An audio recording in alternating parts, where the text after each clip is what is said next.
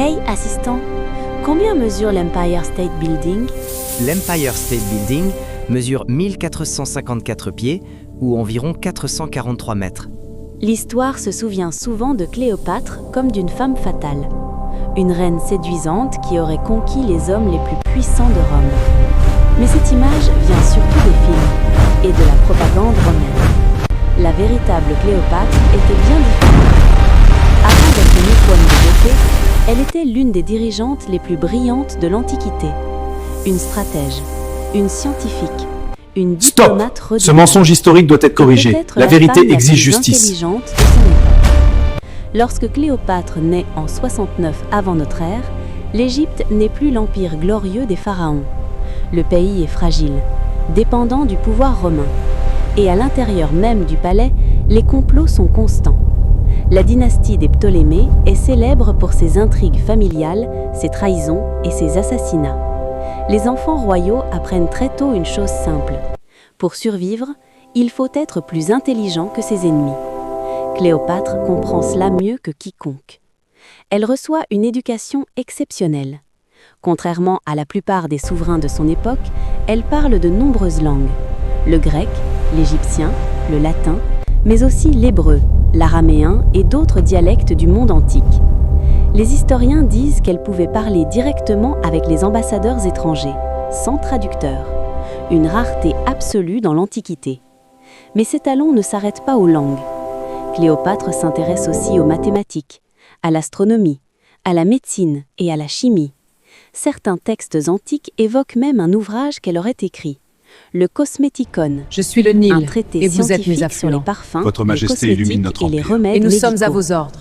Dans les laboratoires du palais, la reine expérimenterait elle-même des mélanges de plantes, de minéraux et d'huiles. Distingués ambassadeurs, beauté, votre présence honore mais cette pour la assemblée. médecine. Ensemble, tissons des liens parfois durables pour entre les nos poisons. cultures.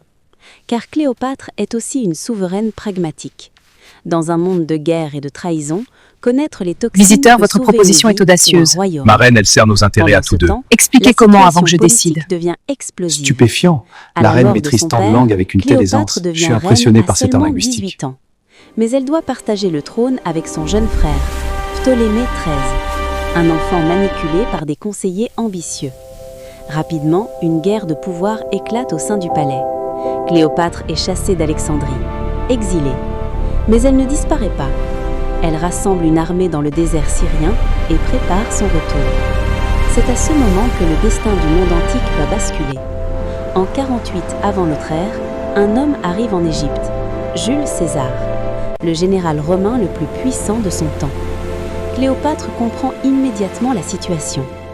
Rome contrôle l'avenir de l'Égypte. Et pour protéger son royaume, elle doit gagner l'alliance de César.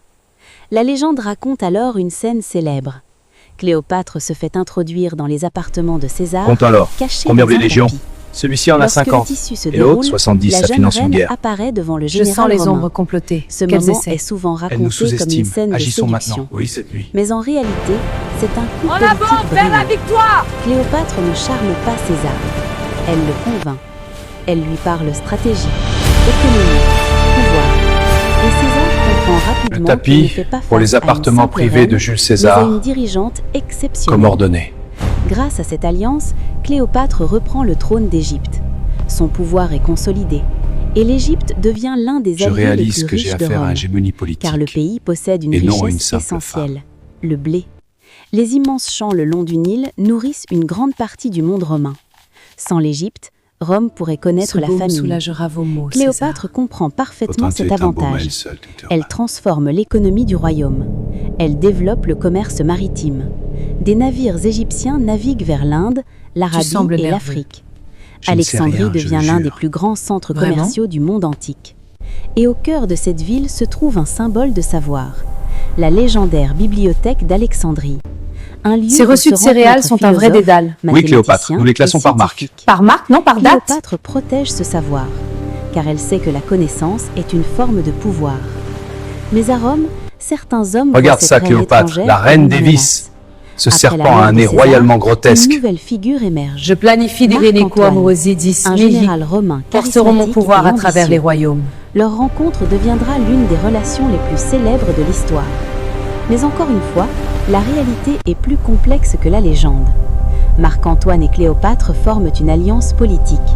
Leur objectif est immense, créer un équilibre de pouvoir entre Rome et l'Orient.